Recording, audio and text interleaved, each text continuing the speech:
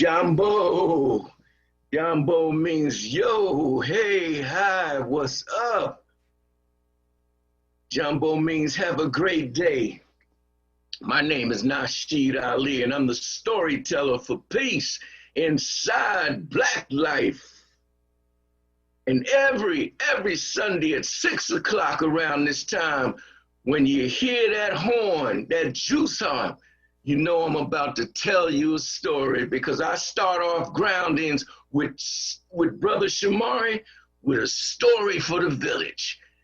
That's how we started this. We said we got to tell stories like they did in the old time days.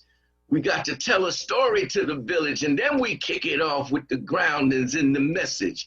That's why in the beginning, I'm Pop Grow Something, because that was my grandfather's name. Let me tell you that my grandfather was in his yard and he was always growing something. You know, he was growing peanuts, he was growing corn, he was growing greens, and then he grew us up too. He grew all the children up and even their parents, because Sundays at this time, he would come around and he would tell stories. We would gather around just like this. In April, it would be raining one minute and cold the next, and then the heat would come in, but it didn't matter because we didn't even feel it. What we wanted to hear was a story from Pop Grow Something. So Shamari said, well, why don't you come on and tell some of them Pop stories?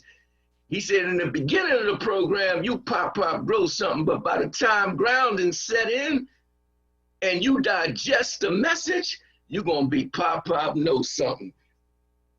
I didn't believe him then, but I believe him now. I can't wait. I can't wait till I return when I'm Pop Know Something. But look, this is what happened. Pop Grow Something was sitting sitting on his porch. You know, he was blowing his axe and he was singing a song. He was like, I'm everyday people. Yeah, yeah. He said, I'm everyday people. Yeah, yeah. So all the village said, Pop wrote something. What's that? What you singing now, Pop? He said, man, I'm singing a classic. He said, village. He said, my children. He said, my loved ones. He said, my village. I'm singing a song by a classic funk master. And we said, funk master, what's that? That's a man or a woman that makes music from his or her soul. And it makes us tap our feet and clap our hands. And we put a little funky beat into it. And that was a song called Everyday People by Sly Stone. And Pop wrote something, said, it reminds me of my friend named Everyday People. And we say, Everyday People? You knew somebody that was named Everyday People? Pop wrote something, said, yeah, because when I grew up, we had nicknames for everybody. He said, one day I'm gonna tell you the story about some of the nicknames we had when we grew up, but we call this one particular brother Everyday People because that's what he was. He was Everyday People. Let me tell you the story about Everyday People. This is what Everyday People found out. One day, Everyday People, well, let me tell you back. Let me take it way back when Everyday People was a little boy. Everyday People had playmates and they was friends. And one of his playmates, he had a name, but as he grew up, we called him the village elected official. So we called him elected official. So you had Everyday People and elected official, and they played together. Pop wrote something, and Everyday People and elected official, they all played together, shot ball together, they ran track together, they did everything together.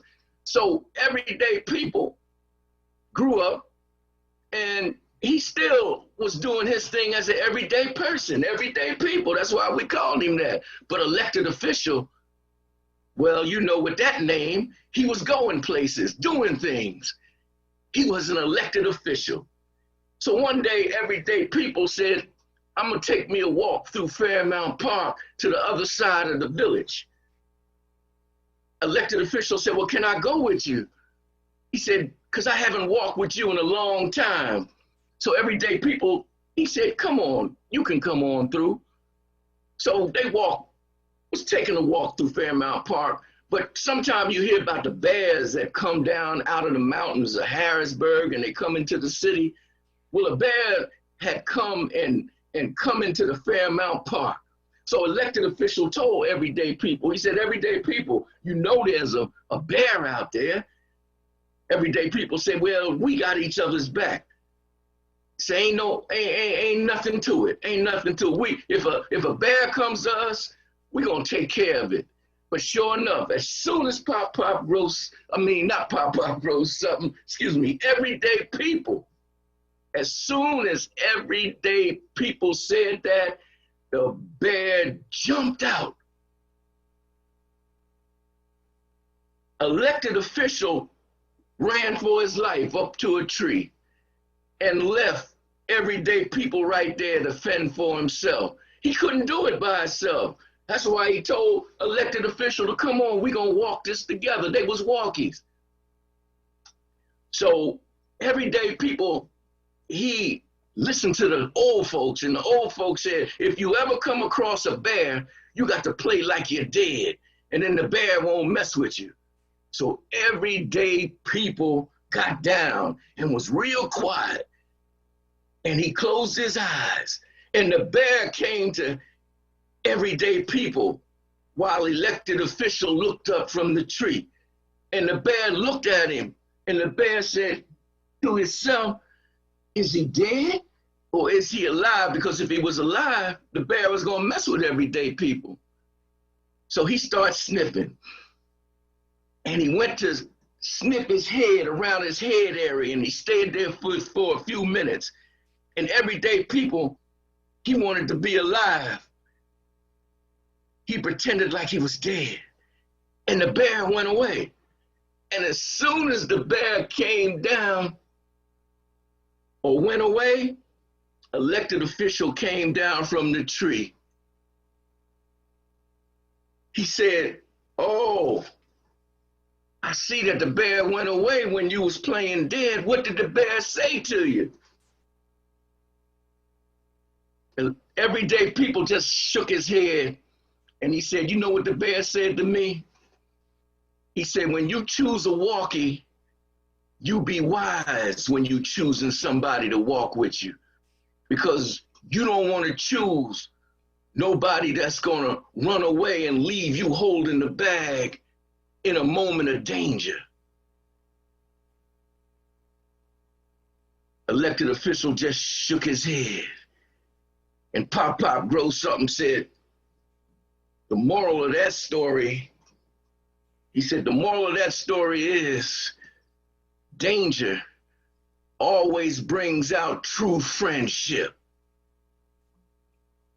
You got to know who you're walking with. So in times of danger, you'll have a true friend to watch your back and you watch his. And Pop Grow Something says, so on and so on. And shooby dooby dooby. I'm everyday people. That's what Pop Grow Something told the story about, right? Everyday people. You got to walk with the everyday people. Because those elected officials, man, you don't know what they're going to do. But it's interesting because I've been thinking a lot about this for a minute, but definitely today, this idea of these moments of crisis revealing what people are really grounded in. And I'm learning a lot. I'm finding out that people who I thought were grounded in what they talked about aren't as grounded as I thought. I found out there's some everyday people that you know, they might not walk around with dashikis or talk about red, black, and green, but in the moments like this, those are the people you end up relying on. It's a lot of learning going on. So when that bear comes, and that bear is here. Now the bear retreated, but our people need to understand that bear coming back. And I hope we're more prepared the next time than we showed ourselves to be this time. I hope we can deal with the bear without having to play dead, because that time is coming. As a matter of fact, sir, before I let you go, I have a question for you. Question I'm going to kick off for our listening audience today. So, you know, I always test out my questions on you, Pop, before you go. Got about 5 minutes. If you want to join us, 215-634-8065. Again, that's 215-634-8065. Toll free 866-361-0900. This question is a personal and a collective question response. So I want you to answer it personally for yourself, but then also collectively for us as Black people. And the question goes a little something like this. What thing, pick a thing, don't give me a long list of things. One personal, one collective. What thing would Black folks be building and bringing into being if we weren't under the duress of fighting just to survive, fighting just to live and stay alive? If we weren't under the duress of that assault, what thing would you be building and bringing into being? And what thing should we, or would we as Black folks be building and bringing into being? Pop. What you think about that? Well, if we weren't under duress and we wanted to build something for ourselves and our own, I would build schools. That's what I would build. I would build an educational system that teaches us to love ourselves as ourselves all the way through, from the cradle all the way up to elderhood, all the way up to when you're an elder, because life is a rites of passage. So at every phase, there would be an educational system that milestone that rite of passage. From the time you were born is a rite of passage on up through your childhood days, your adolescent days, your adult days, your elder days, to when you become an ancestor. There's still things to learn. And the curriculum that I would build would be our curriculum. I would get minds together like your mind and some of the minds that I hear on WURD, and I'd gather them all together and come up with a curriculum that serves us as ourselves, that teaches us to love ourselves as ourselves, that addresses our illnesses and our pain, so that we won't be, turning it around on us, but we would be able to address it. That's what I would build. Well, that's the kind of answer I'm looking for from my listening audience at 6161.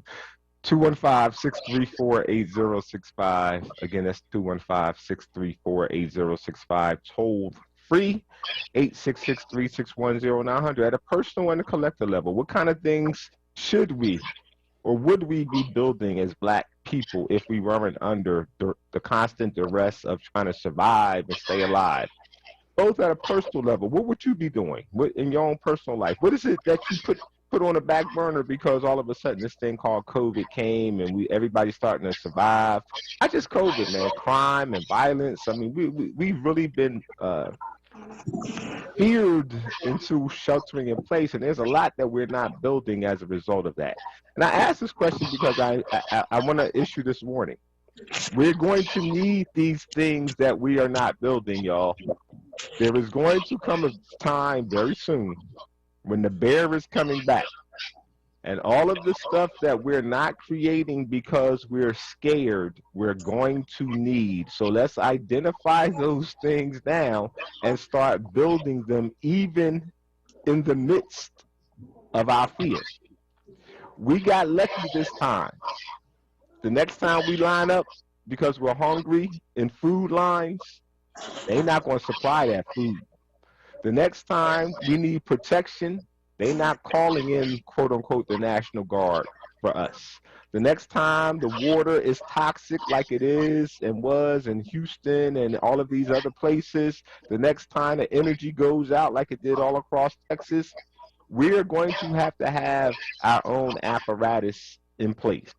So what is it that we are not building, that we are not focused on, both at a personal and a collective level, because we are so hunkered down, worried about surviving one day at a time? 215-634-8065, toll free, 866-361-0900. And another thing, Pop-Pop, it's funny you mentioned funk.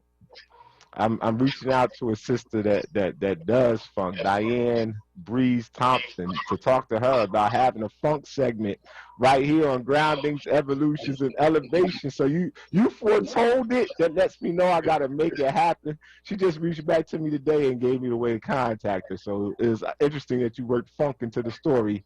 And I was reaching out for her to do a segment on the funk excursion. So that just means it's in divine order, and I'm looking forward, my brother. I'll talk to you at the end of this episode of Groundings, Evolutions, Elevations with Brother Shamari. When we come back, we'll check there too. Waset is there. Peace. We'll check with my brother Waset. Spirit of the Drum update. I think we're back over ground now, so Brother Waset can let us know how today's kickoff session for the 2021 season went. And then, if all goes well, after Waset, we'll be joined by brothers Gabriel Bryant and Mike Africa Jr. to give us an update on this weekend's mobilizations for Mumia and a reminder about the upcoming press conference tomorrow at 52nd and Larchwood. Coming up on a commercial break. When we come back, Spirit of the Drum with Brother Mwalimu Waset. Stay tuned. Want the latest in Word swag? Check out the shop tab on WURDradio.com. Hoodies, tees, and more in a variety of colors. The shop tab on WURDradio.com. Show the world that you're all about Black. Talk Media. Hey everyone, it's Michelle Obama. Barack and I are so thrilled that we got our COVID-19 vaccine because this is a deadly disease, and this vaccine will protect us from getting really sick. Getting vaccinated is safe, and it could save your life and allow us to start getting back to seeing friends and family again. We can do this. To learn more, go to cdc.gov/coronavirus. Paid for by the U.S. Department of Health and Human Services. COVID-19 has changed how we live and how we feel. But now there are vaccines, and they are the first step that lets us get back to the things we miss most, like spreading the word without spreading concern, girls tripping instead of solo sipping, and talking smack with the side of mac and cheese. It's okay to have questions about COVID-19 vaccines. Now, get the facts. Visit getvaccineanswers.org so you can make an informed decision when COVID-19 vaccines are available to you. Brought to you by the Ad Council. This is not a fad for us. We will not resume our regular programming when things die down. We're not black to help our bottom line or because it's politically correct. We're not joining a fight. This has been our fight, our message, our people. Black lives have always mattered here. We are undeniably, indefatigably, unapologetically, permanently Black Talk Media. WURD.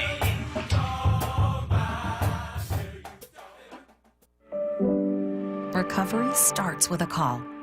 Pennsylvania's Substance Use Disorder Hotline is staffed by real people who are trained to help.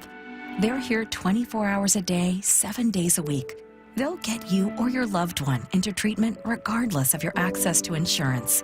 If you or someone you know is suffering from addiction, call 1-800-662-HELP. Recovery starts with a call. Paid for with Pennsylvania taxpayer dollars.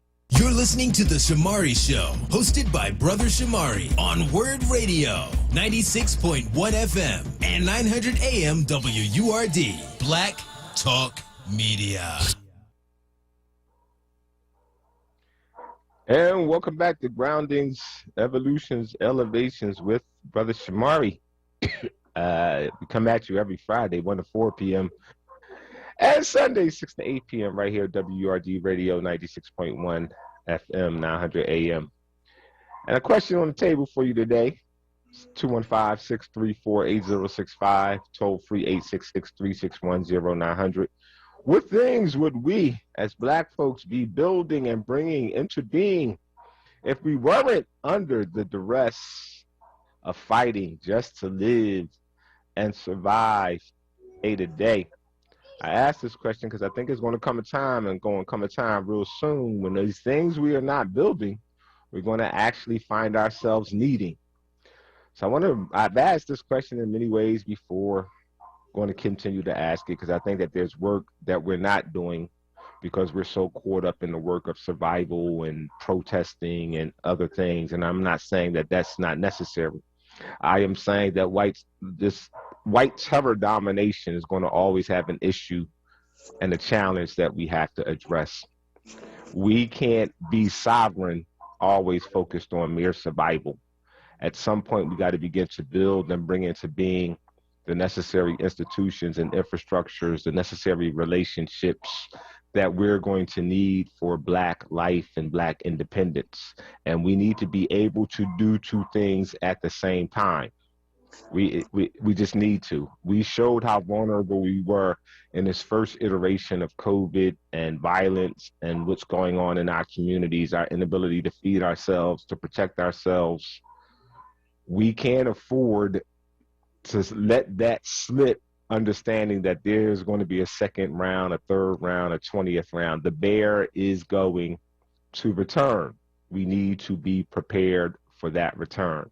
So hit me up at 215-634-8065, toll free 866-361-0900. What would we be building and bringing into being if we weren't so fixated on mere survival, taking it one day at a time?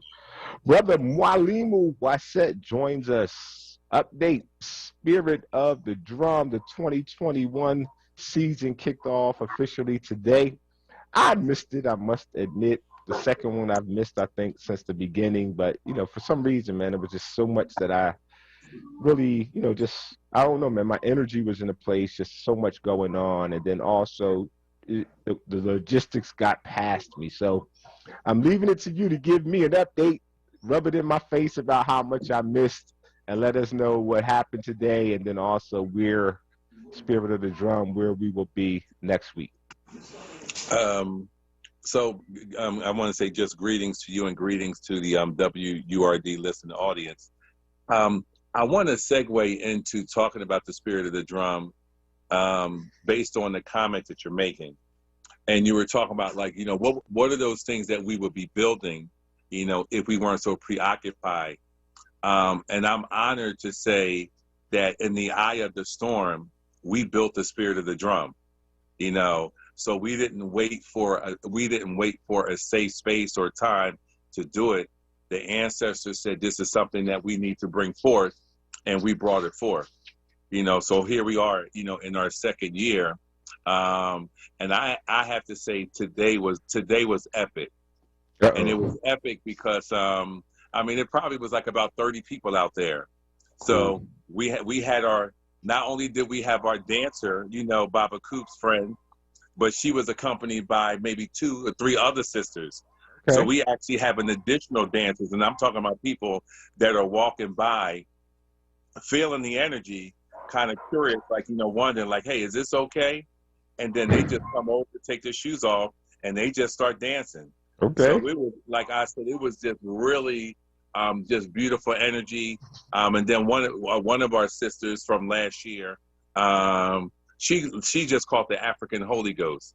I mean, so, and if you understand the nature of what it means when you're drumming, sometimes the drum is hypnotic and it will put you in a trance. And so the energy was, like I said, was just it was just amazing. Right. You know, it was really great. One of the affirmations that was mentioned twice, and I want to read this. There is an energy of death in the air. That energy is starting to become stifling, and thus all good thinking and good-natured people must act. And so that is why we do what we do. We are the spirit of the drum. We bring culture. We bring positive energy. We bring Black life. And that's what, so we read that, and that is going to be our continuous affirmation. Because one of the things that if we're paying attention, you cannot turn on any venue without them talking about COVID and the numbers and all this other stuff, you know, and then that's parallel, you know, by all of these Black bodies, you know, and what that's doing is that, you know, they're using it as a mechanism for instilling fear in us to act the way they want us to act. And so what we have to do, it's our responsibility to resist that, because we must understand that we don't represent death. We represent life, and then more importantly, we represent Black life. And that was part of my woo side today, man. It sounds like I missed the life-giving water regeneration space, but I was so beat down with these stories of death that we are actually so complicit with them as well, man. It's almost like we are actually starting to believe that Black means death, that Black means negative. We're buying into the propaganda of white supremacy, and we're just repeating this, and it's like we're stuck in this loop, man. And so I'm really being intentional about how to extract myself away from spaces and from that energy. Like, people might seem like, oh, you're not supporting. No, I can't do that. The way we're doing this thing now is wrong. It's going in the wrong direction. And we literally got to create spaces where we can snatch life back into our Blackness, because we got a group of people, man. Most of us are so caught up in this Black death cycle and this Black death sermon that we don't understand that spirit, that energy recreates itself, man. You got to say no to that energy and create a whole different paradigm. And if the work ain't about that, I no longer can allow myself to get drawn into it. I just had to draw the scratch line on that. And my brother, you are so absolutely right. One of our sisters who came today, and you know, this is a constant reiteration that we hear all the time, and she just said that I had to be here today, like I needed this, right. You know. And so one of the things that we understand about the spirit of the drum is that in that sacred space, that there's healing in that space. And when I tell you, those drums, like literally from the beginning, there were individuals that literally did not stop dancing until our gathering was over. You know, like, I'm just saying, those sisters, they were just moving, You know, there were individuals that were coming up and then asking questions and things of that nature. And this is beautiful because this is what the spirit of the drum is supposed to do.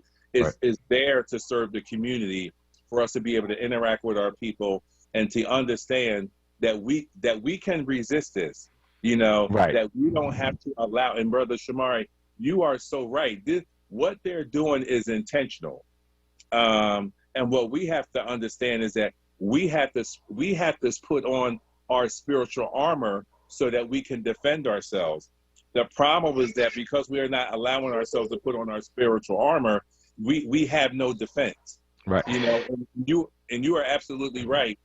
We have to create spaces where we can come, and we need to be able to rejuvenate ourselves so that we can go back, because this is draining.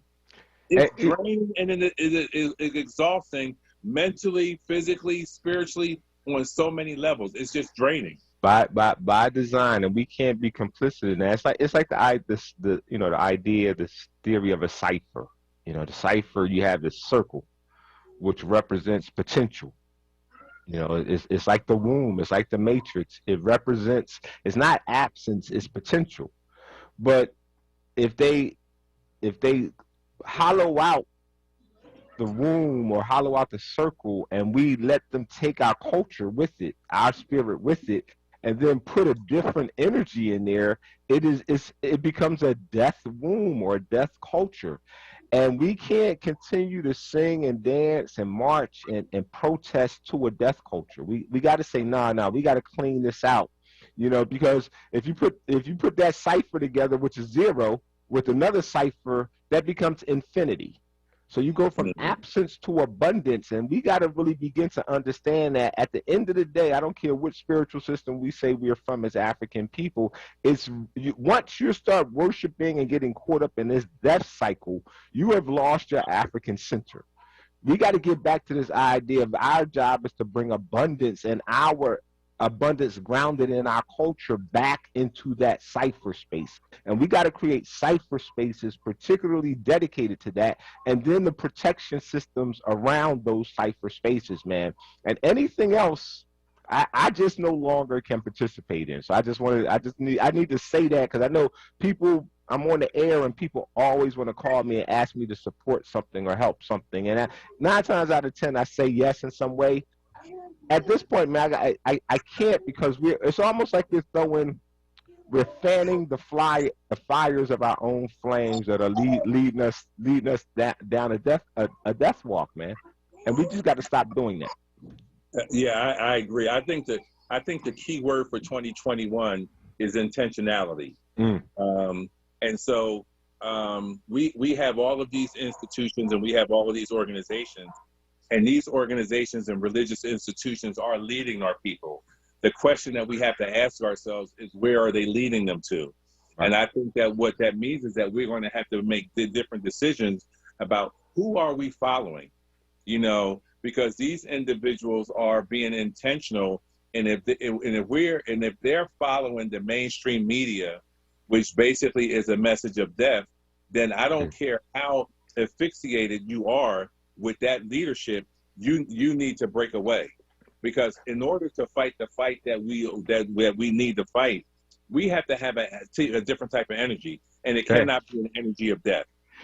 And the ancestors and our spiritual forces did their job, man. They hollowed this stuff out. They sat down the traditional, the mega church and like all of that stuff became irrelevant to people over the last year, giving us the opportunity to figure out how we reconfigure public schools, all this stuff. All of the institutions that had a stranglehold on our oppression literally have been sat down over the last year. It's on us if we invite them back into that cipher circle. That's our responsibility. That's our fault if we let that energy return and have the same stranglehold over us that our ancestors and our forces made sure they no longer have. If we invite those chains back on our minds, on our hearts, on our spirits, that is our fault. And that will be more difficult to undo, because you can't say nobody imposed this on you. You learned for the last year plus that what you can and what you can do without. You learned that. So now you have it in your power to decide what comes back into your space and has authority over you. We can literally choose that. If we let the slave master and the plantation psychology come back and have a stranglehold on our psyche, that is our fault. Yeah, I agree. And I think that when you, in terms of how you lay that out, it speaks to the crisis in Black leadership. That, you know, as individuals who live in Philadelphia, we see everywhere you go, they're building these mass infrastructures of housing and things of that nature, you know, because of the ethnic cleanse or misnomer gentrification. So there is building going on, but it's not building for us, it's building for them. And so I agree with you. We had opportunities, you know, to kind of look at this thing a little bit differently, to talk about what are some of the things that we need to do differently, whether it was gardening so that we could begin to grow our own food, whether it was schooling and we said, okay, you know, now that this whole thing is crazy in the school, I'm just going to keep my children home and I'm just going to school them, you know. And then here's the thing. We have to do a better job of networking, because there are a lot of people, well, I won't say a lot, but there are a good number of individuals who have a similar mindset that, in all honesty, they don't want their children returning back to the school system. Yeah. So maybe what that means that you need to do is you need to network and support each other. So if you have two children or somebody has one children or whatever, between the groups of you, you can create a school-like environment, you know, where you can support one another. Yeah, we have the ideas, we have the intention. We got to turn it into infrastructure and institutions. That's the work right now, and that's the only work for me on this side of 55 that I'm interested in. It's nothing else to do. Everything else is a mirage, and we know better. We should know better by now.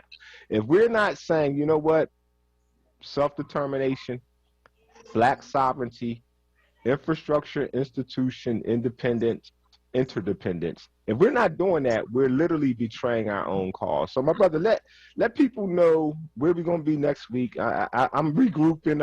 I knew I had a different energy today, and I just didn't want to be behind a drum with a defeated energy. So I needed the time. I needed to, you know how in football you get a concussion and you got to go into the concussion protocol until you're good enough to play again. I put myself in concussion protocol today. So I'll be back next week. Let us know where we're going to be. So let me just say this real quickly. And one of the things that, you know, no matter what state that you're in, when you walk into that space, when you walk into that spirit of the drum space, and you know it, you become transformed. All of that stuff that you might have been carrying for whatever reason, once you enter that sacred space, it disappears. But, you know, you are forgiven. We will definitely see you next Sunday. We will be at Malcolm X Park. You know, that's our home base. You know, so we have to do it big at Malcolm X Park. So we'll be there next Sunday from 1 to 4. For those individuals who are interested, well, actually, I will be posting pictures on Instagram of today. I got some beautiful pictures of today. So, I'm brother, looking forward to that. Kind of, you'll be. That's okay, brother. Don't worry about it. You'll be able to connect through those pictures and the few videos. So, and it's funny because I invited people out for their first time and I wasn't even there. So I feel a little bad, but I know myself and I know my mindset. I know when I needed to take a knee and just regroup for a minute. So I need to stand at 8 count. Yeah, but that's okay. Yeah, so it's all good because you're a dedicated soldier. So, like you said, with all of the meetings that we've had, you know, if you say that you only missed 2, that's a good record. For those individuals who want to connect with the Spirit of the Drum, all you have to do is go to Facebook, type in Spirit of the Drum. It automatically comes up, and then you can make a request. In addition to that, on Instagram, you type in and Wally Muwaset, my name automatically comes up. And then you could just kind of, friend me, and you'll be able to get, information from there on both platforms. And that time and location again for next Sunday. Malcolm X Park. Don't get no better than that. We'll be there from 1 to 4. All right, brother Wally Muwaset, thank you for joining us here on Groundings, Evolutions, Elevation, Spirit of the Drum. So the Spirit of the Drum segment returns every Sunday.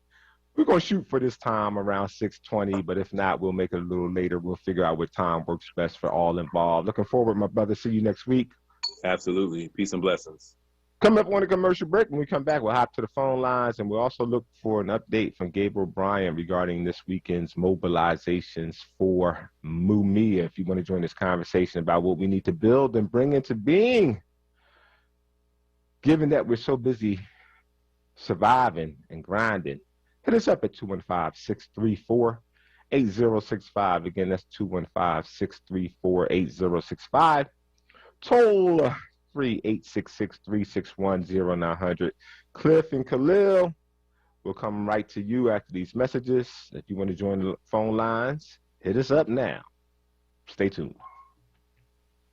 Hi, this is Councilmember Derek Green with new information about COVID vaccines. Soon, all Philadelphians over the age of 16 will be eligible for vaccination. However, you must be registered with the city to get vaccinated. Register today at phila.gov and fill out the vaccine interest form or email covid@phila.gov. If you can't complete the form, call 311 to get registered. Your information is confidential. We all want a healthier, better Philadelphia. Get registered today.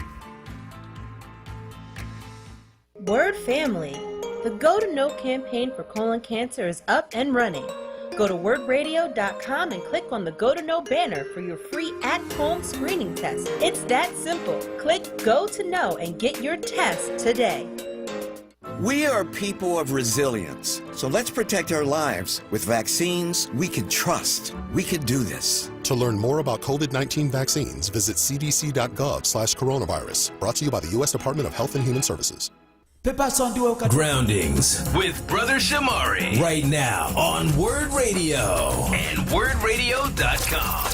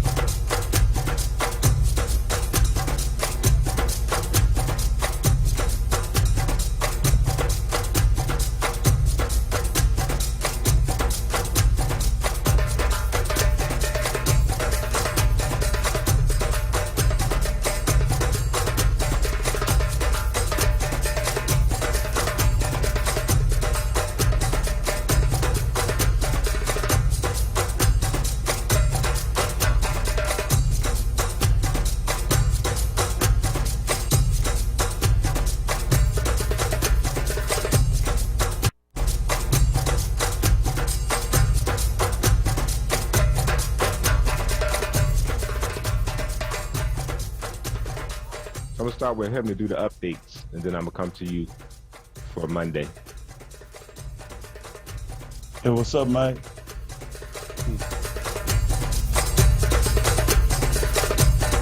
And welcome back to Grounding.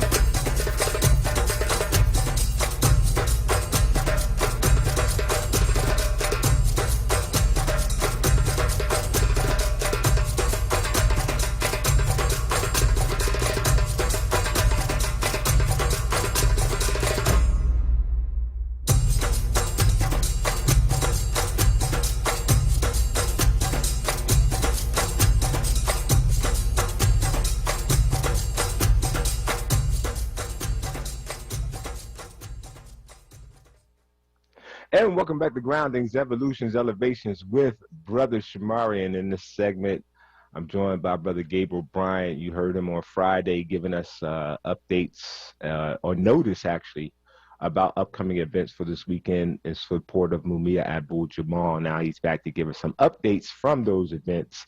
And then we'll also hear from Mike Africa Jr. regarding tomorrow's press conference and other activities coming up regarding the issue.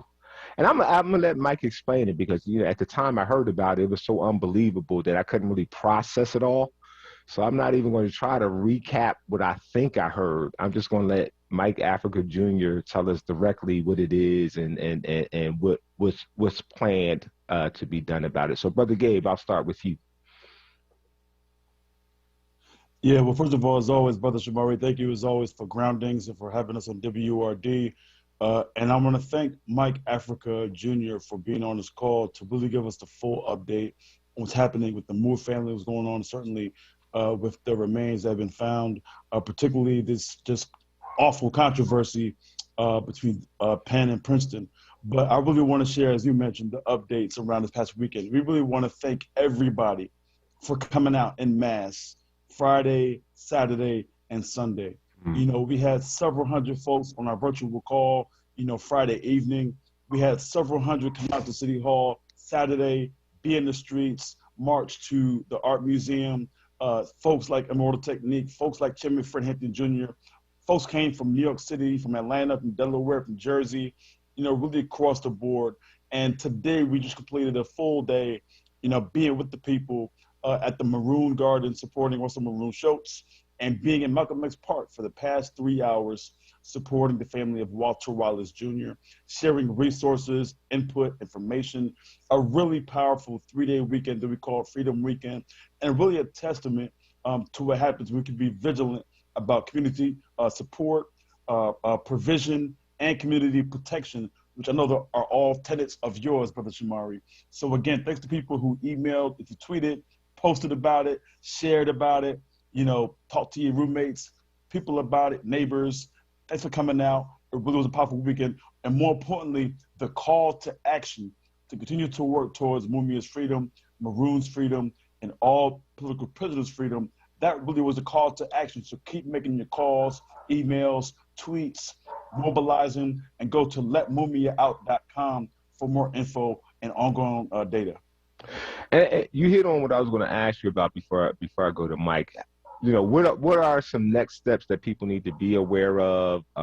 Definitely the digital Let Mumia Out and other things. But, what should people be prepping for as a next major way of weighing in to make sure that the focus remains on this until the end goal is met, and declare the end goal for people? Because sometimes, some people might think we're still talking about an issue around getting proper medical care, whatever the case may be, but the end goal is really the release.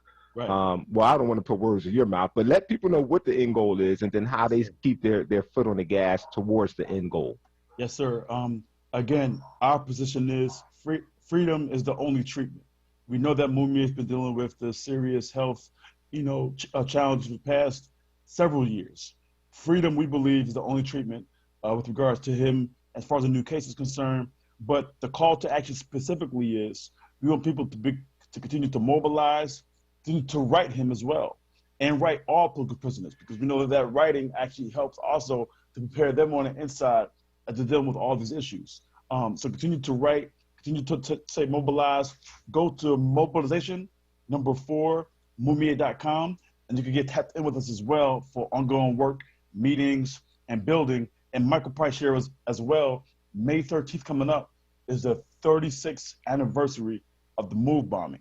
And so I want to have Mike talk more about that and his comments about how this all connects to that date as well. Right, I appreciate that. Before we transfer to Mike, is there an address when you say write to Mumia? Do people find the address on the website, or are you in a position to give the address? Yes. Because I know from the letters, I get at the station that people will write in longhand cursive 8-page letters. So look out for them because they're gonna be coming. Yes, if you get in contact with us at those two websites, you can get the address. Mike, we have about a few minutes to lead into a commercial break, and then when we come back, a longer time. So what I would like you to do right now is just, within 3 minutes, wherever you want to get us started, to set the context for the larger conversation. introduce yourself and just take it from there. On the move, brother. Thank you for having me on the show. On the move. My name is Mike Africa Jr. I was born second generation member of the MOVE organization. My parents are two of the MOVE 9 who were formerly incarcerated. They spent 40 years in prison for a crime that they did not commit. I don't know if I need to give a long history or the history of the MOVE organization, but I will just say that the organization started in the early 70s founded by John Africa, who is my great uncle, who was my great uncle. And many of you watched the videos of MOVE in the 70s. My family has been tied to this organization and every part of it throughout the history of it. And the children that were bombed, I spent years with. And so my history is my life in the organization is very deep. And as long as I've existed, as long as I've there's a quote from John Africa where he says, ever since I could understand the word revolution, I've been a revolutionary.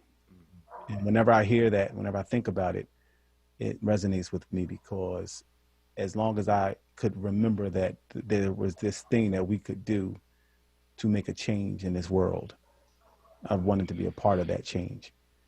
And so in these days that we are in right now, there's definitely need for a lot of change. So we come up on the commercial break. When we come back, I want you to talk about this. I don't even know if controversy is the right word. I really, there are rarely moments when I don't have words. I just don't. This thing is so. I don't have words for this moment, so I'm not going to even try it. But this is. I remember when we were in the studio when we were doing the MOVE, the May 13th commemorations. And I remember two things. When we were doing the work around the street sign, Gabe, you remember that one of the things that was important to me, and I'm not saying it was only important to me, but it was important to us as a group, was to say their names and to really start. People keep saying the MOVE 9 or the 11 members. I like, no, these are people, man. Let's say their names. Let's put the names out there. That's right. And so we began to develop the signs that actually went through and said the names. And that was an important thing for me, because sometimes you can lose people's humanity when you just, create these kind of labels. And then, Mike, I remember in the studio, man, one of the most touching moments for me was when we would go down each of them and you would talk about your personal relationship, your memories with each person that was lost that day. And so just with that, man, this moment that's here, as crazy as it is for me to comprehend, and I don't have personal connections, I just want you to just talk about from your perspective, number one, what the moment is, because I'm surprised yet, but I'm not. A lot of people don't really know. I've read the article in The Guardian today, and I had seen some information prior, but people might not know this newest situation that has unfolded. So bring people into that, but also talk about I was discombobulated all day. I couldn't even go to my drum circle today because I was reeling. So I got to believe from your perspective, the way you're managing it and the way you're holding it. Just share with that for our people, man, because it's like every time you want to think there's this thing that could be called progress, we get reminded about where we really are and what this society really is. So I'm talking with Gabriel Bryant, Mike Africa Jr. Coming up on the commercial break. When we come back, Mike Africa Jr. will tell us about this newest moment we are experiencing in what I call the terror dome that is America. We'll talk with you after these messages. Hey everyone, it's Michelle Obama, and I wanted to let you know that Barack and I couldn't be more thrilled that we got our COVID-19 vaccine. This is a deadly disease, and we know the vaccine will protect us from getting really sick. It's how we'll start getting back to seeing friends and family and doing all those things we love again. So I hope you'll join me, Barack, and millions of others around the country and get your vaccine as soon as it's available to you. It's safe, it's free, and it could save your life or the life of someone you love. To learn more, just go to cdc.gov/coronavirus. I know it's been a long, hard year, but we can beat back this pandemic. With your help, we can do this. Paid for by the U.S. Department of Health and Human Services.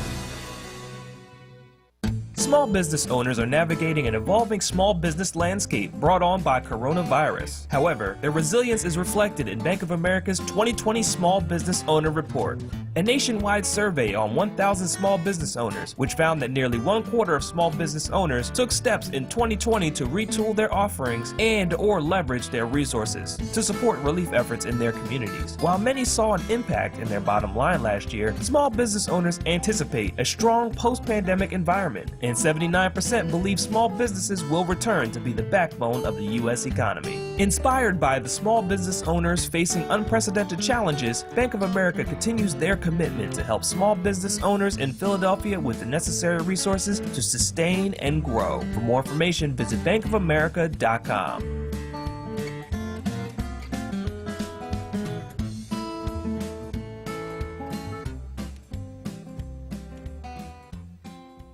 The WURD Radio newsletter, keeping you informed, engaged, and connected. Sign up by visiting WURDradio.com. Scroll to the bottom of the page and type your email address under Connect with Us. You'll receive the latest information on WURD Radio, messages from our president and CEO, Sarah Lomax Reese, exclusive articles and multimedia content, and resources. Stay informed with the WURD Radio newsletter. Groundings with Brother Shamari right now on WURD Radio and WURDradio.com.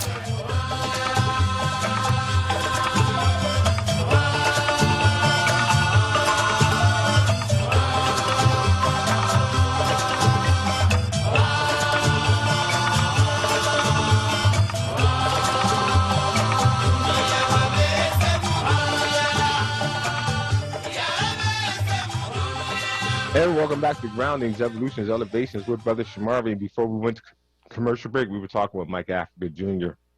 So, Mike, if you can, just give people who might not be aware some context. I know for people who might want to read more information, The Guardian did a pretty extended story today about what we'll be talking about. And then let people know how we can weigh in and support with the upcoming press conference and any other events that might be unfolding. Yeah. So thank you, Shamari. The press conference tomorrow is at 11 a.m. at the Philadelphia Student Union Building on 52nd and Larchwood. It might, depending on who show up and how many people show up, we might spill over into the park. But as of right now, that's the location. The press conference is for to notify the people about this new development, this egregious new development that the University of Pennsylvania it's been discovered that they still have remains from some of the people that were in the house on May 13th, 1985, the bomb that burned down our home and 61 others and killed 11 people and left 250 people homeless. University of Pennsylvania staff, whatever, have been using the children's bones for research projects and studying and using them to talk about losing personhood. And I cannot say how offensive and egregious that there are no words that can describe just how inhumane and insensitive and upsetting and re-traumatizing this whole experience, this whole week.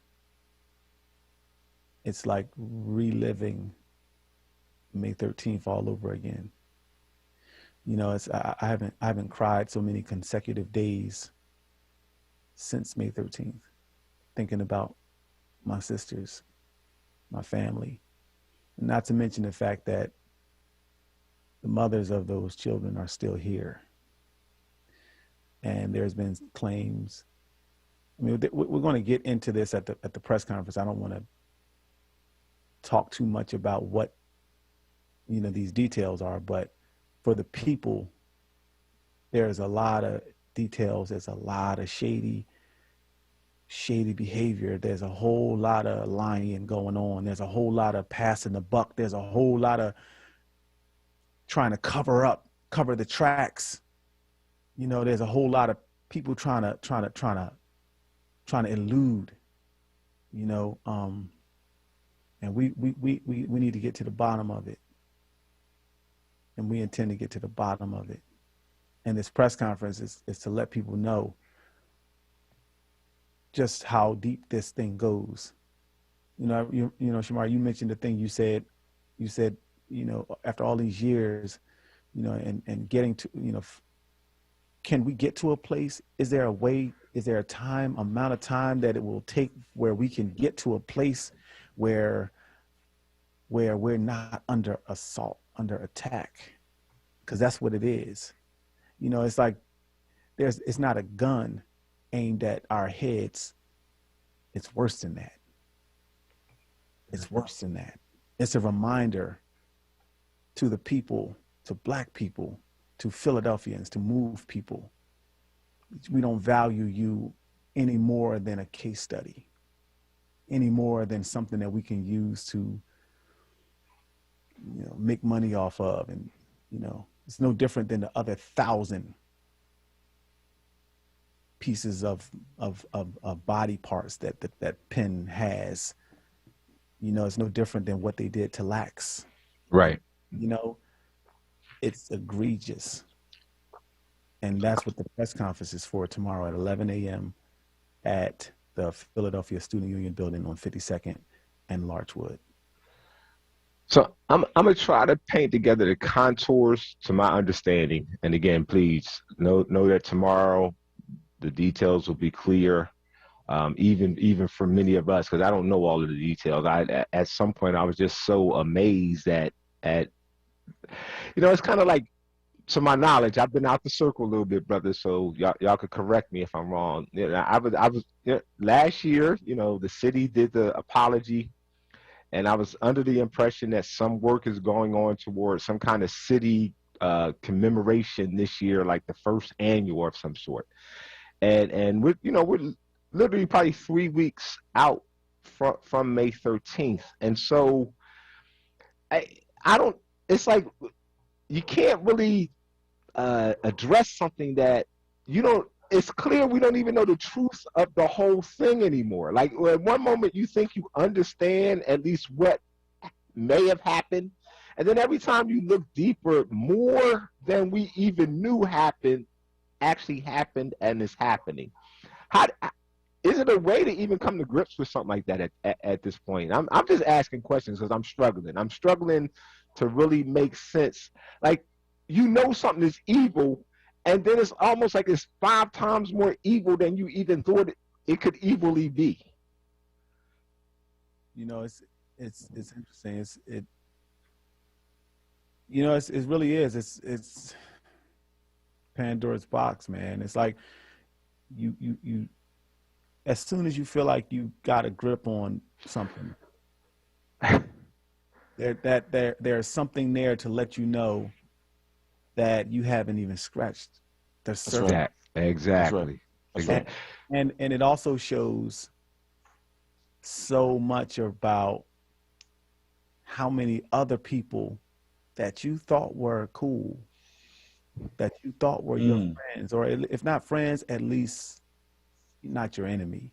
Right. Not friends, but they, you stand inside. Like do no harm. You thought you want to do no harm side. These mothers are doing harm all around. You find out that the ones that you thought were the ones that were sticking up for you, they were the ones that were setting it up and orchestrating it so that the people that were actually helping you look like the bad guys for 36 years. Yeah. The people that looked like they were supportive of you turned out to be the people that were trying to destroy you. Wow. And you know what? After all these years and uncovering and sifting through and finding more and more and more and more and more, you know what you learn from that?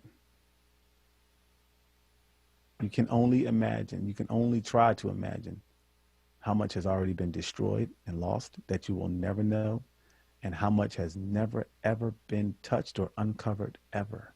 Right, exactly. Never will be. So I think it's important for people to understand that,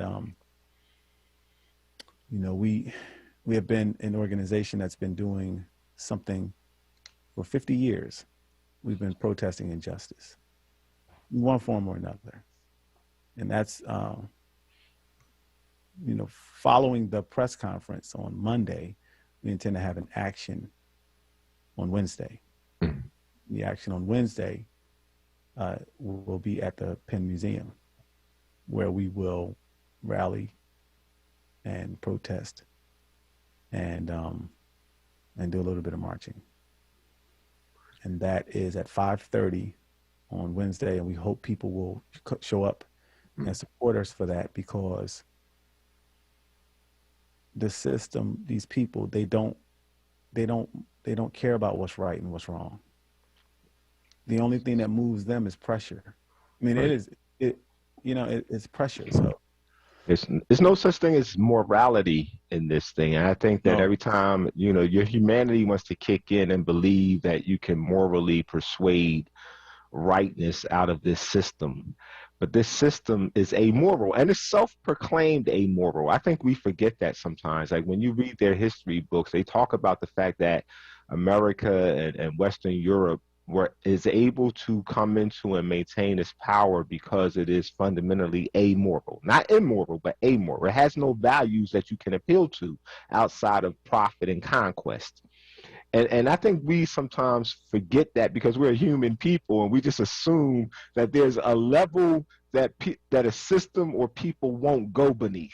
And then all of a sudden it's like, oh, no, there is no level. So just real quickly, I want to paint the contours to the best of my knowledge. And I know that the details will be tomorrow. But for people who might not have no idea what we're talking about, it's come to, and literally nobody seemed to have known this, particularly nobody who was a member of the MOVE family. So this is like a new revelation that the MOVE Commission made an agreement of some sort, and the remains from the bombing ended up under the stewardship of the University of Pennsylvania's museum. And then somehow they never got back to the MOVE Commission and to the family to be dealt with appropriately based on the family's terms. The museum has kept them. There seems to have been someone at the museum who then somehow decided that to use these remains as part of their classroom teaching, and created a course and research and other things using the remains.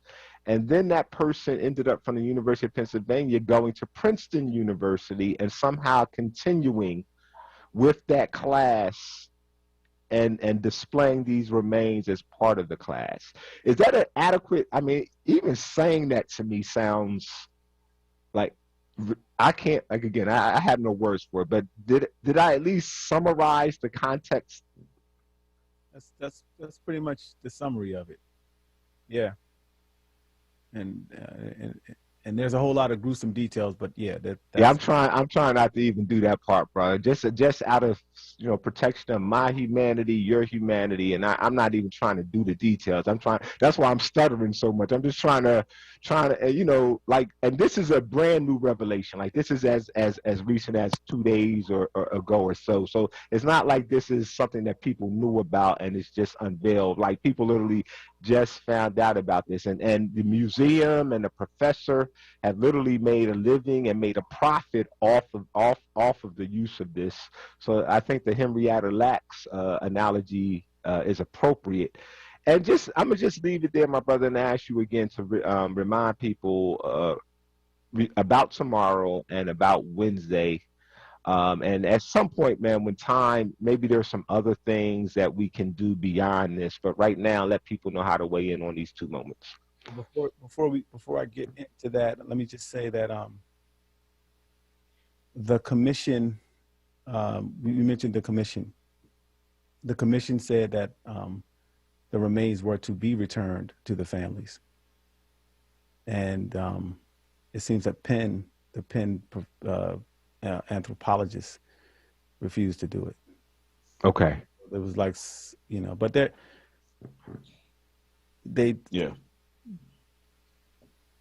objected, and they just refused. So there's all kind of issues around that. Yeah.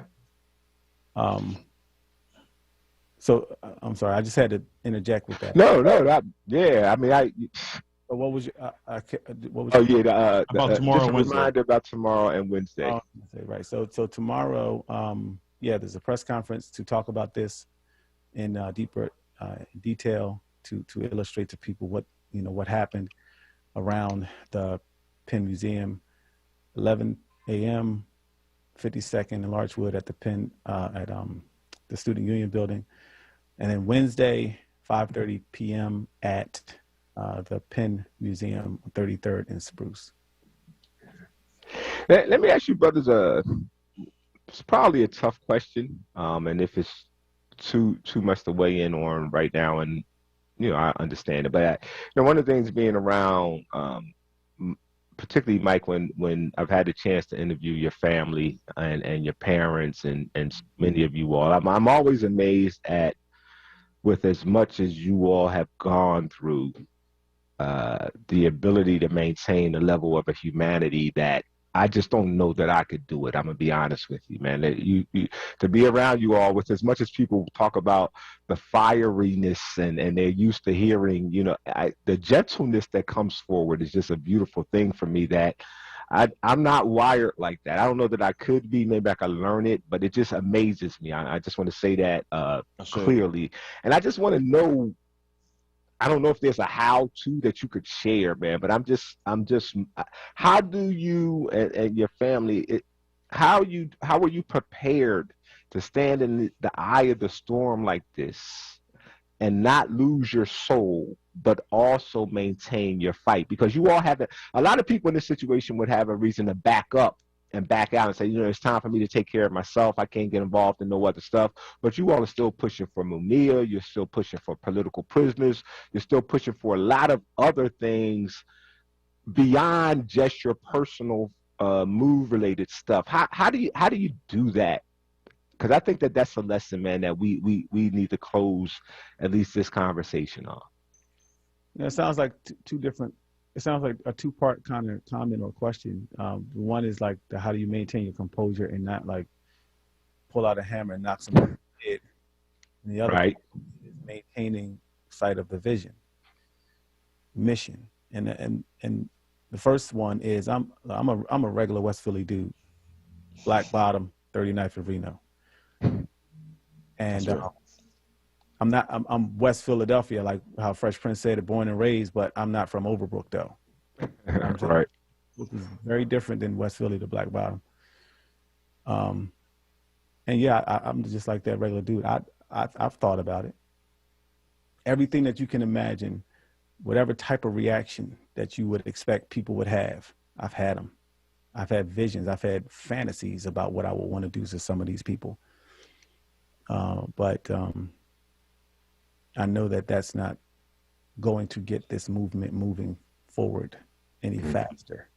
Because, you know, I remember one thing John Africa used to say that was passed to us. He said, if you kill a cop, there's another cop waiting to put on that uniform. You can't, and the firepower that you would love to have, that you would imagine, they got way more than you got.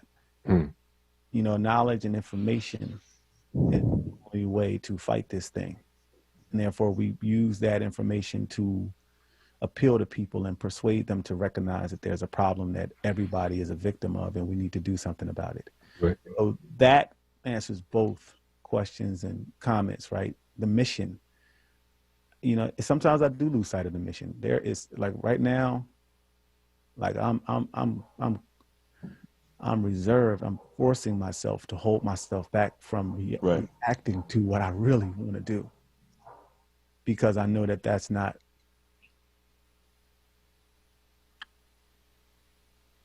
Sometimes I want to, though, but we have to maintain a clear sight on the mission, and the mission is protect life.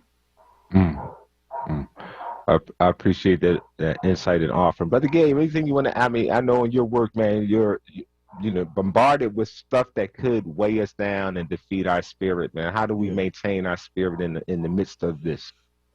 Yeah, well, I just wanted to really uplift Mike, because, you know, the entire Move family is dealing with this.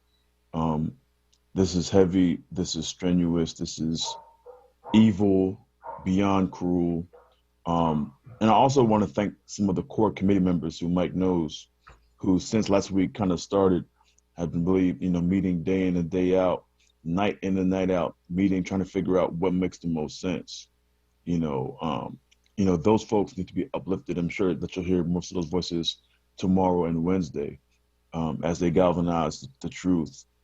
But I just want to say, sometimes, half the work, honestly, in this space is like Mike knowing that he has a shoulder to lean on in me, and many, many others. Half the real work, honestly, like we talk about the work, right? It's not always, the rally, the protest, the march, the banging on the system, quote unquote. It's, Mike, that we got, somebody here who supports you, who loves you. I say. And we're always going to be there for them. That's real.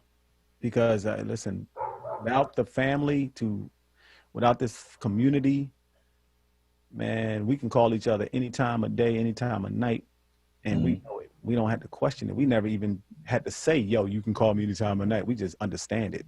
And that gave that with the other people, man. Shout out to Crystal, shout out to everybody. We know Chris Rogers, Yane, Asia and Sandy and all these other people, man. There is so many supporters. And then you got the elders like Pam and Ramona and my pop and my mom. And we are a gigantic family. And when one is strong, the other one, when one is weak, the other one is strong to pull them up. You know what I'm saying? And, everybody had bad days, but everybody had good days too. That's right. And so we just, we work strong. We strong. That's right. That's right. Stronger than what I'm saying. Yeah, keep me on the air, my brother. I appreciate it. I think that's Brother Gabe Bryan, Brother Mike Africa Jr. And again, tomorrow at 11 a.m. at 52nd and Larchwood, right there at the Philadelphia Student Union building. If it gets bigger than that, then the Malcolm X Park will serve as the backdrop for the press conference. And then Wednesday at 5:30. And can you give those details one more time, Mike, regarding Wednesday at 5:30 for the action? Wednesday at 5:30 at the Penn Museum, 33rd and Spruce. That's where we intend to be. 5:30. Come on out, y'all. Support this action. Support us. Brother Gabe, Brother Mike, appreciate you all. Thank you. Let's stay strong. Coming up on a commercial break. When we come back, I'll get back to the phone lines, 215-634-8065, toll free 866-361-0900. This is Groundings, Evolutions, Elevations with Brother Shamari. Stay tuned. Hey everyone, it's Michelle Obama, and I wanted to let you know that Barack and I couldn't be more thrilled that we got our COVID-19 vaccine. This is a deadly disease, And we know the vaccine will protect us from getting really sick. It's how we'll start getting back to seeing friends and family and doing all those things we love again. So I hope you'll join me, Barack, and millions of others around the country and get your vaccine as soon as it's available to you. It's safe, it's free, and it could save your life or the life of someone you love. To learn more, just go to cdc.gov/coronavirus. I know it's been a long, hard year, but we can beat back this pandemic. With your help, we can do this. Paid for by the U.S. Department of Health and Human Services. At Social Security, we are always thinking of ways to save you time and make things easier.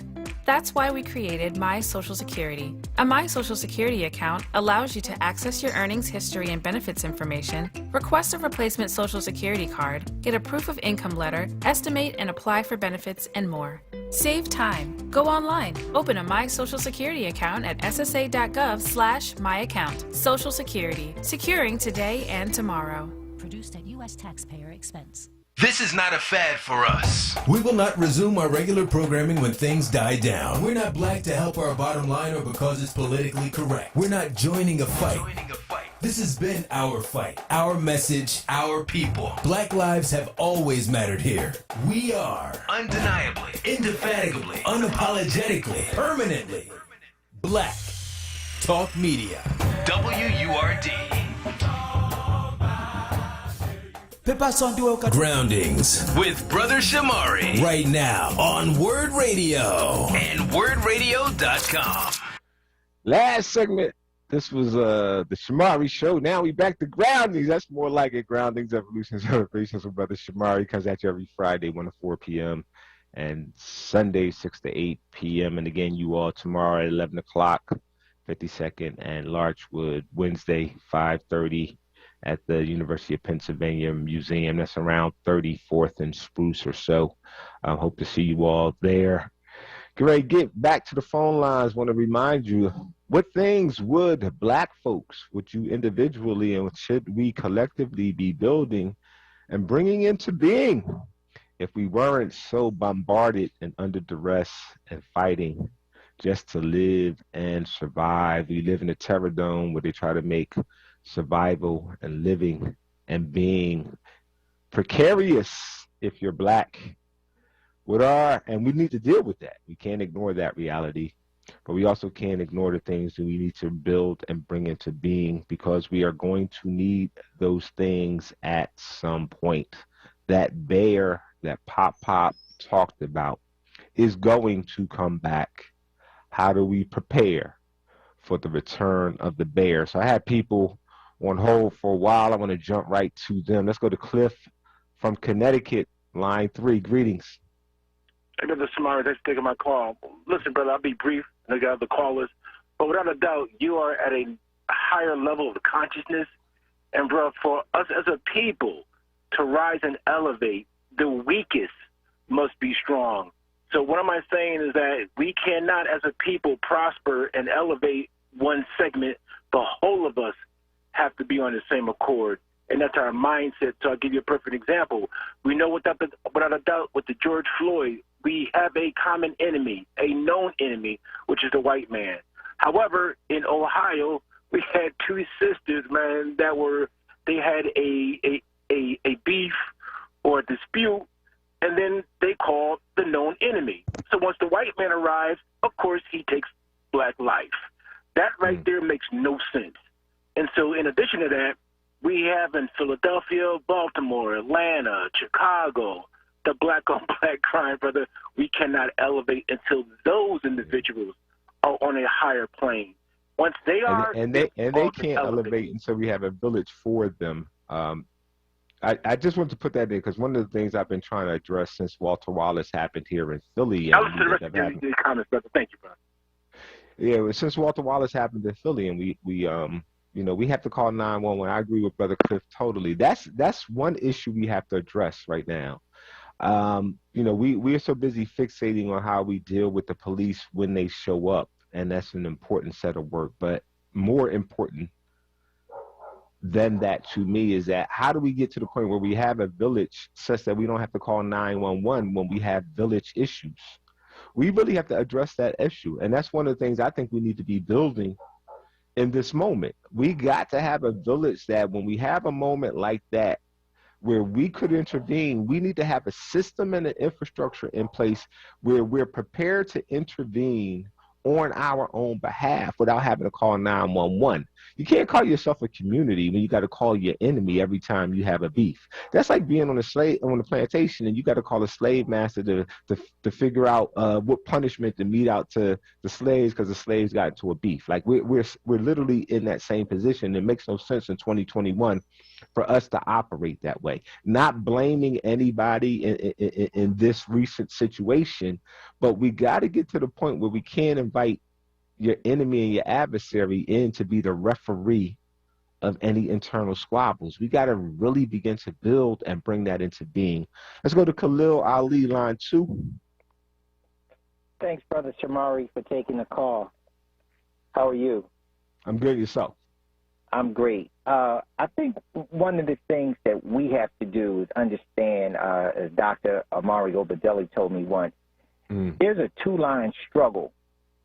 Those of us who are fighting for independence and some are trying to not assimilate but integrate. Yes. And recognizing that two-line struggle, those who are building for independence, we need to take a look at the international law as it relates to rights of what they call international minorities, where people such as us have gained legal recognition for autonomous zones in various places. You have the Basque in Spain, you have the Kurds in various Arab countries. We need to take a look at that, particularly when the United States, as a part of its program to destabilize countries, use this method. Oh, so yeah. We have to look at that, and then we also have to look at if we're here, and you're going to talk about integration, but there was a beef, where's the treaty at? Where were all of the things that were done? Let's take a look at COINTELPRO as it relates to the activists such as the MOVE family, such as the Black Panther Party and RAM. The first city that they really hit the Black Power movement was right here in Philadelphia. Right. Exactly. And that's why that's why we're in the spotlight now. Exactly. But Black people control the city. Let's have a demand on opening the files to see what was done. Who were those people that they used to infiltrate our organizations and set our activists up? Yep. We need to know that. So let's open the files. If you can't integrate, if you're not integrating on the truth and you don't really know what's happening to you, and you might find once you read the document, you might change your mind. Yeah. Brother, you hitting on some strong insights. I tell people all the time, one of the words that Marcus Garvey used in the forming of the UNIA that I think we skip over is he used the word denizen instead of citizen.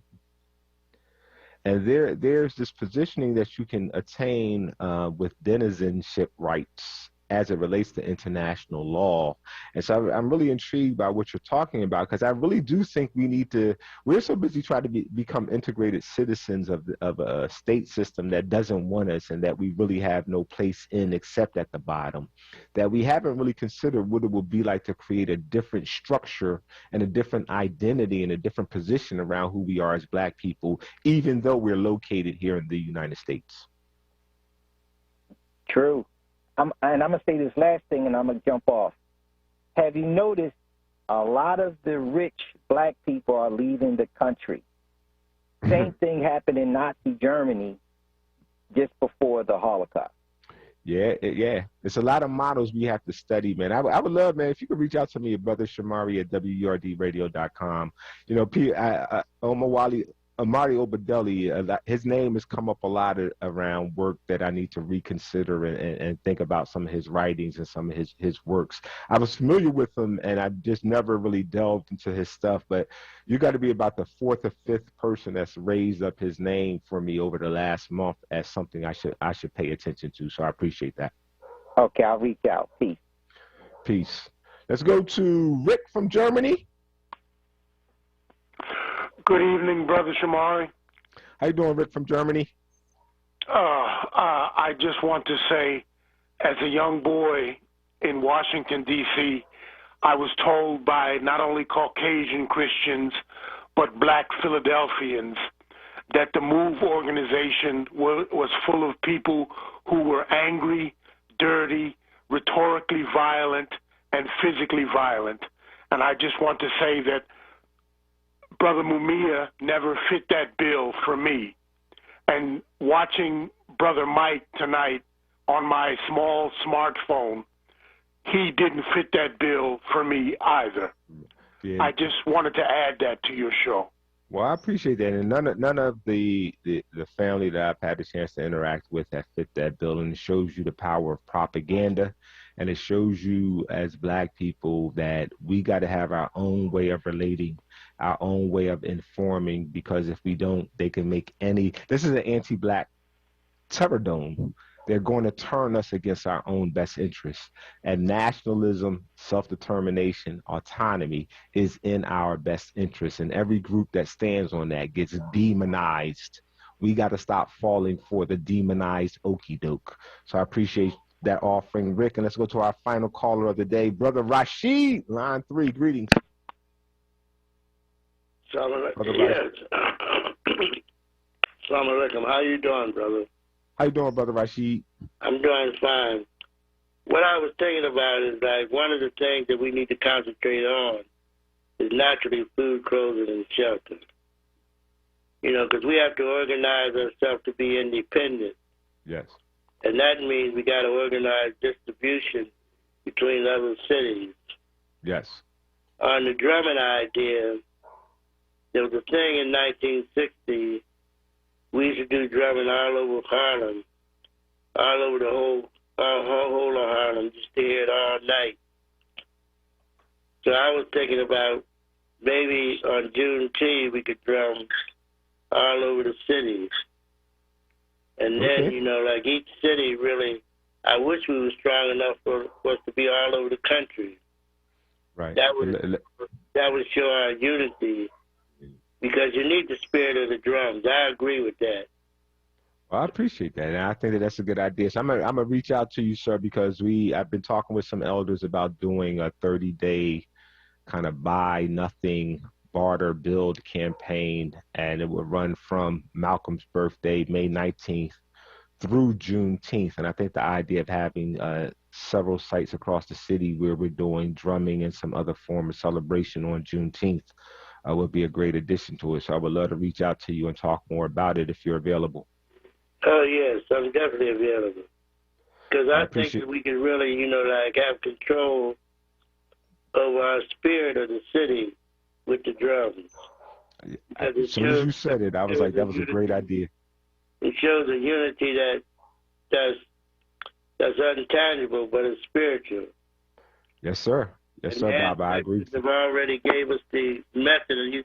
I see them do this in Haiti. Mm. I see them where they, you know, shut down the whole country overnight.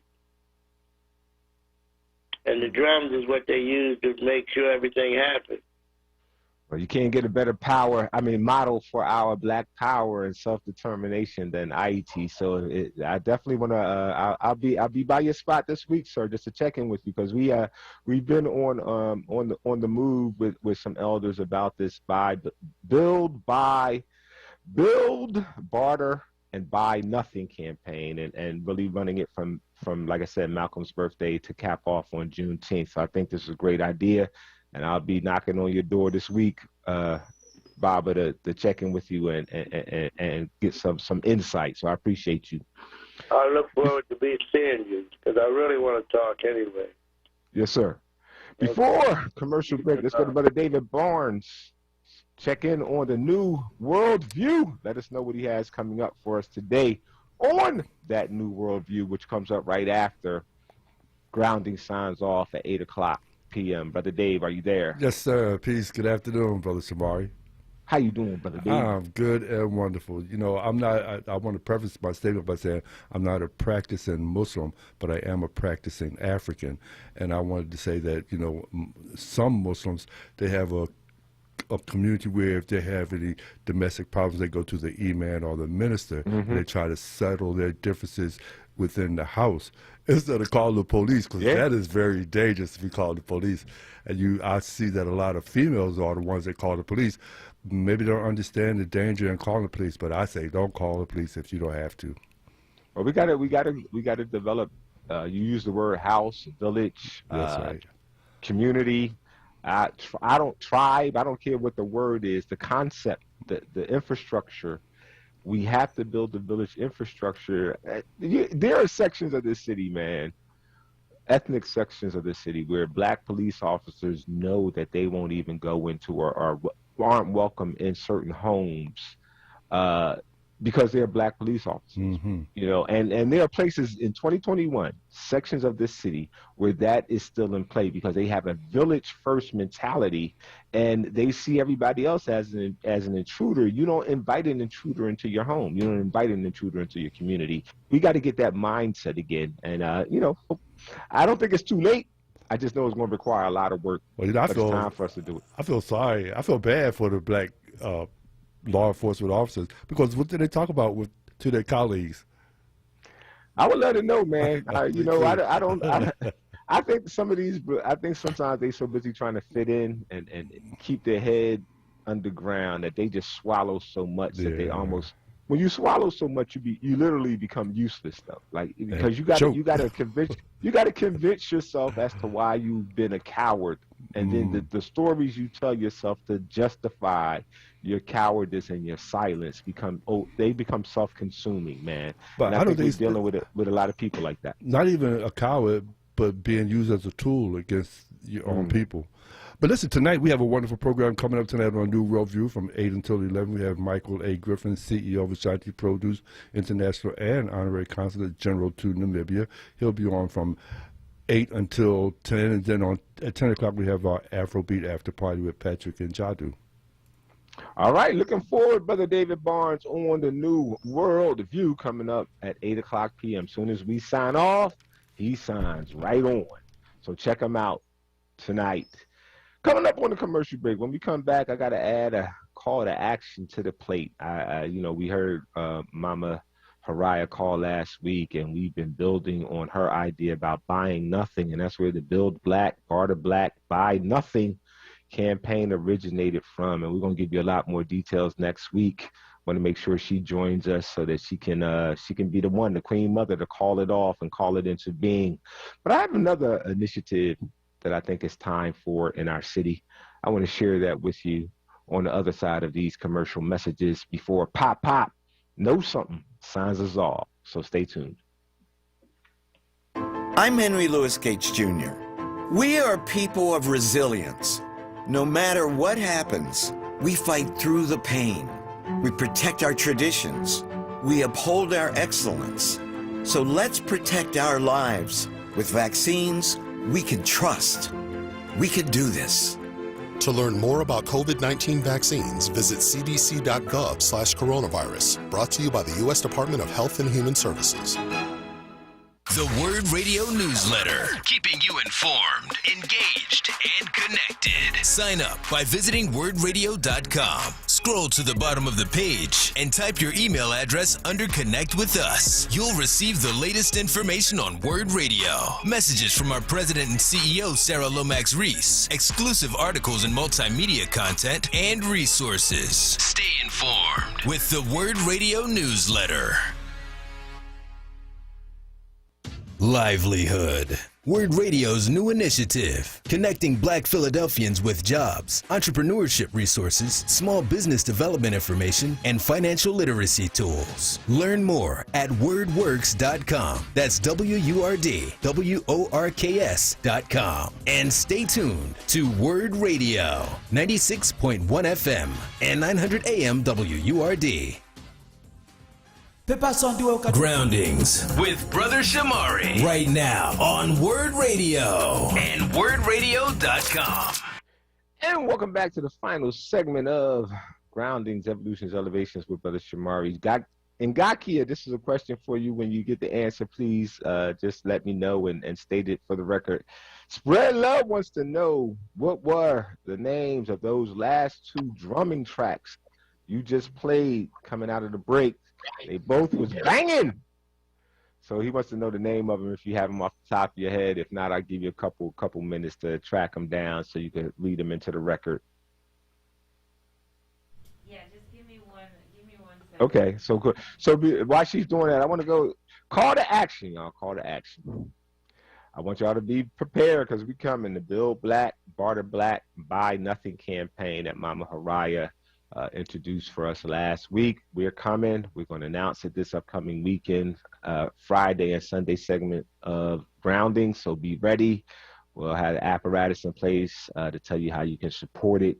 The goal is that we want to change our mindset, y'all. We want our idea of spending money to be the last thing we have to do in order to supply our needs. We should be able to turn to ourselves and our village and members of our network to gift or to barter, to exchange with one another for our needs. And then if the village can't meet that need, then you spend your money if you have to in order to purchase. So it's not just a momentary thing, it's a mindset shift that we want to begin to institute by running a pilot project, a 30-day challenge from Malcolm X's birthday through Juneteenth in and around the city of Philadelphia. So stay tuned for the Build Black, Barter Black, Buy Nothing campaign. And I have an idea. I had a dream, deeply rooted in the African dream, the Kendezi dream. And Pop, before you do your story, I just want your first reactions to my thoughts. I'm starting a campaign because I believe that our elders, like you, and particularly, I mean, our elders in general, but I also want to particularly focus on getting our pop-pops. Our pop-pops got to get in front of our little Watoto, particularly the Watoto who are in the daycare and not elementary, but the daycare and the child care facilities throughout this city. We got to get our elders, our libraries, in front of those Watoto in a very structured and intensive way. And so I want to begin a campaign. I don't know what I'm calling it, but right now I'm calling it Sodulu, which is the idea of school, the idea of a learning space where we intentionally connect the little Watoto with honored, esteemed elders. It could be reading circles, it could be farming together, it could be something, but we gotta, so many of our young children are growing up without honorable grandparents and pop-pops in their presence. So there has to be a way that we can structure bringing elders who have time into the places where our little children are in elementary. I keep saying elementary, but I'm going younger than that. Early childhood education and these daycare facilities, which are strewn all across our city, where instead of having these children in front of these videos and watching crazy TV shows, we could literally have them learning at the feet of our elders. And that should be relatively COVID friendly. I know people are concerned with little children and our adults, and as much as having them outside as possible. Your thoughts? Yeah, that sounds good to me because, you know, this is when I began telling stories, much younger than I am today. That's what I did. Me and Brother Rob. And Brother Rob cut his teeth on stories in Nana's daycare. Yep. At 52nd and Market. And he would tell me about how the children would gravitate towards his stories, and he shaped the minds of the children through his stories. And then him and I, as the drop squad, went to the preschoolers and to the kindergartners All And they right. love the stories, and they love the culture, and they love the music. That's And a good that idea. it sounds like I just heard you say you're going to be a cornerstone in helping me pull this off. So I appreciate you, Pop Pop. We're going to come right back to you. We're going to come to you to close this out. I want to go to Ngaki if she could read the name of the 2 songs into the record. Ngaki going what? I guess I got to read them then. The mic's not on. Sorry, that's my bad. So the name of the song is KHATA, the last song that played. And then the next song, it was just traditional Congo drums. It's the title of the video on YouTube. Great. So KHATA, Kata Ballet et Espoir de Corinthi. Yep. So KHATA, and then the other one is traditional Congo drums on YouTube. Thank you, Sister Ngakia. Pop, Pop, know something. Take us away.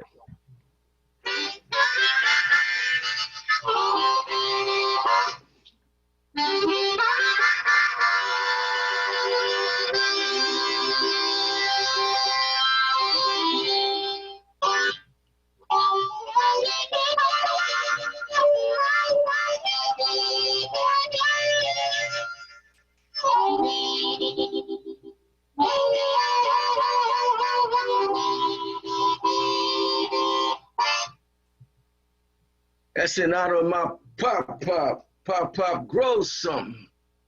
And when Shamari was talking about going in front of the preschoolers, that's what we were coming up. We was in front of our Pop grows something. And we learned a lot of things from Pop grows something. We learned how to grow things. We learned how to build things. We learned how to play music that came from the depths of our soul. So definitely that's a good idea.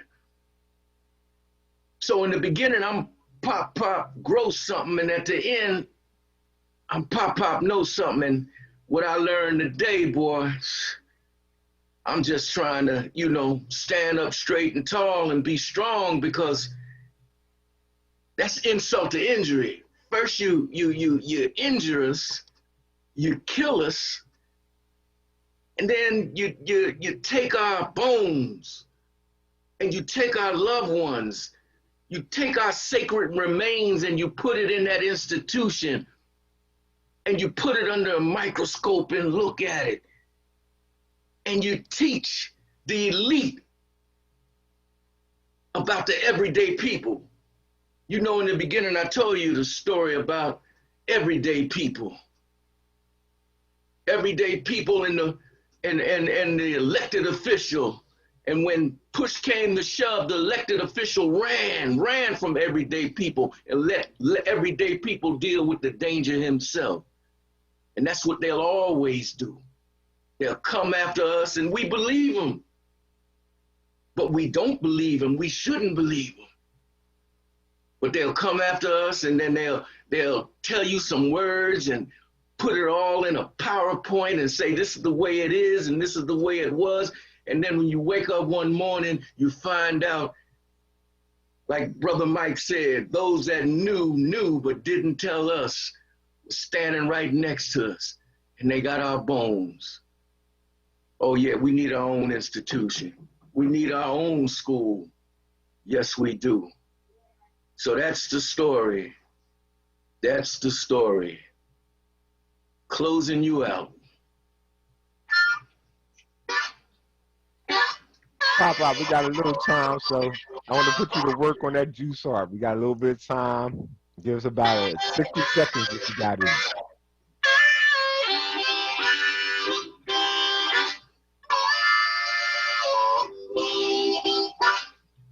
This is for the Move children, the Move family. They're all in our village. We're one.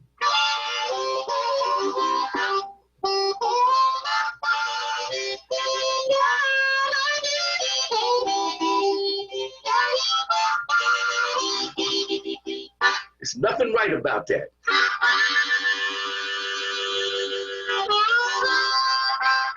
Nothing at all.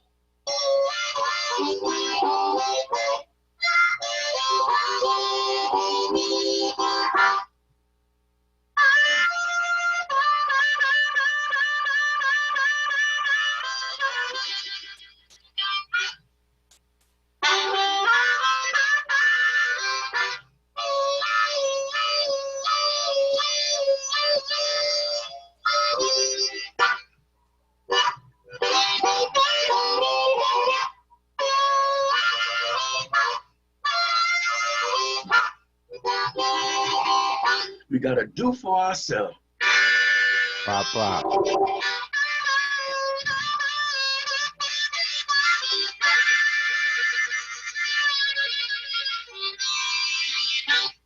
That's what we're going to do. We're going to transform the city of Philadelphia with the drum, with the juice heart, and with our stories.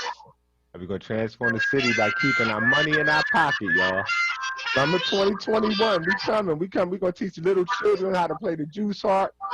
We're going to teach them how to drum. We're going to teach them our stories. We're going to teach them how to create their own power, their wealth, by keeping their money in their pocket. We indeed are going to resurrect our village.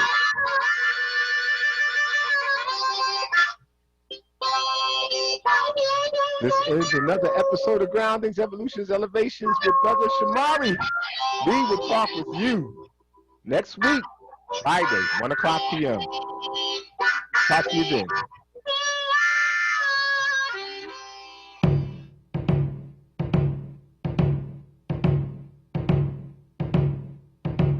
This is a rhythm, a warrior's rhythm, victorious rhythm, a glorious rhythm. Yahoo, yahoo, you hear it, you feel it, it's there in the spirit, it's there in the lyric, don't ever compare it. Yahoo, yahoo, the beat of the cradle, defeating the label, the people are able to eat at the table now. Yahoo, divided by cheddar, we gotta get better, united together, we tighter than ever now. Forgotten, forsaken, forever mistreated, debated, disputed, but never defeated. Don't hate no more venom, we straight with the rhythm. We celebrate rhythm, we elevate rhythm. The beautiful rhythm, the powerful rhythm. We chant to the rhythm, we dance to the rhythm. The beautiful rhythm, the powerful rhythm. We chant to the rhythm, we dance to the rhythm.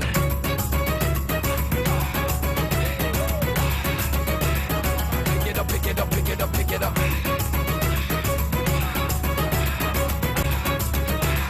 Pick it up, pick it up, pick it up, pick it up.